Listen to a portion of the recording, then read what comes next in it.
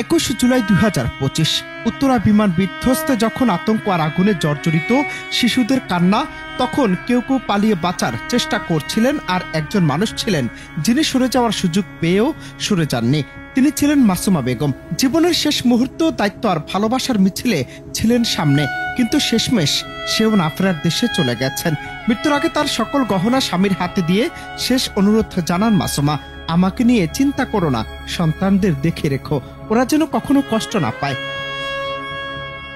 এ সময় শেষবারের মতো স্বামীর কাছে ক্ষমা চেয়ে নেন তিনি। হয়তো জানতেন তার কাছে আর খুব একটা সময় নেই। 21 জুলাই ভয়াবহ সেই দুর্ঘটনার পর দগ্ধ অবস্থায় ভর্তি করা হয় জাতীয় বার্ন ইনস্টিটিউটে। টানা 5 দিন লড়েছেন মৃত্যুর সঙ্গে। হাসপাতালের বিছানায় জীবনের শেষ আলোটুকু নিভে যাওয়ার আগে স্বামীর সাথে শেষ কথা হয় তার। গেল শনিবার সকালে মৃত্যু হয় মাসুমার। রাতে তার নিথর দেহ পৌঁছায় ভোলার বোরহানুদ্দিনের দক্ষিণ কুরালিয়া গ্রামে। জানাজার জন্য সাজানো হয় গ্রামের মসজিদের সামনের রাস্তা। চারপাশে কান্নার একটাই নাম, মাসুমা। তার মৃত্যুতে শুধু একটি পরিবার নয়, পুরো গ্রাম আজ শোকে স্তব্ধ। পারিবারিক কবরস্থানে দাফন করা হয় সেই মানুষটিকে, যিনি নিজের জীবন দিয়ে আমাদের শিক্ষা দিয়ে গেছেন মানবতার অর্থ কি। তাদের পরিবারের একমাত্র উপার্জনক্ষম মানুষ এখন সেলিম। স্ত্রীকে হারিয়ে বলছেন, সব হারালাম, শুধু শরীরটা রয়ে গেছে, মনটা নয়। মাসুমার মৃত্যু আমাদের মনে করিয়ে দেয়, নায়কের পোশাক লাগে না।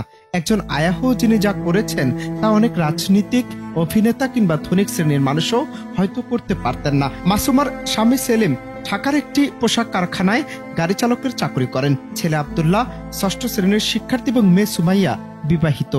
আমার থেকে মাপ টাপ নিছে, স্বামী হিসাবে যা একটা অধিকার ছিল দুঃখ প্রকাশ করে গেছে। আমার ছেলে সন্তানের হয়তো ভালো মনে করেন লেখাপড়া করাইতে চাইছিল, সংসারটা আগাইতে চাইছিল, এরকম ধরনের একটা স্বপ্নটা চলে গেল। আমার 2টা সন্তান এতিম হয়ে গেল আর কি। আমার তো কিছু নাই, সব শেষ।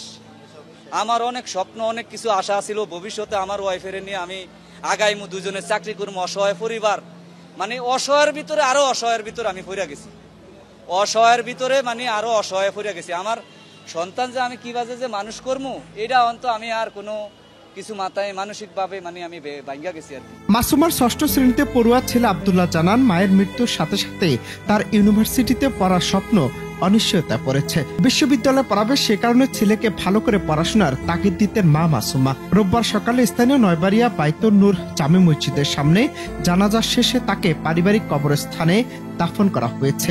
এতে অংশ নেন বোরহানুদ্দিন উপজেলা নির্বাহী অফিসার মোহাম্মদ রায়হানুজ্জামান সহ বিভিন্ন পেশাজীবী মানুষ।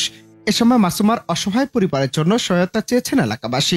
সরকারের পক্ষ থেকে সব ধরনের সহায়তার আশ্বাস দেন উপজেলা নির্বাহী কর্মকর্তা। সেই জানাজায় সামিল হতে আমরা এসেছি, মাননীয় জেলা প্রশাসক স্যারের নির্দেশনে আমরা এখানে এসেছি।